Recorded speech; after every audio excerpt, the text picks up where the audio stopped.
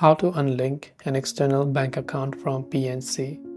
If you want to unlink an external bank account from PNC Bank, what you have to do is you have to simply go ahead and then log in to your PNC Bank mobile banking application first. So launch the PNC Mobile Banking app, then you just tap on yes, I want to sign in button right there. Then you go ahead and enter your user ID, password and tap the sign in button.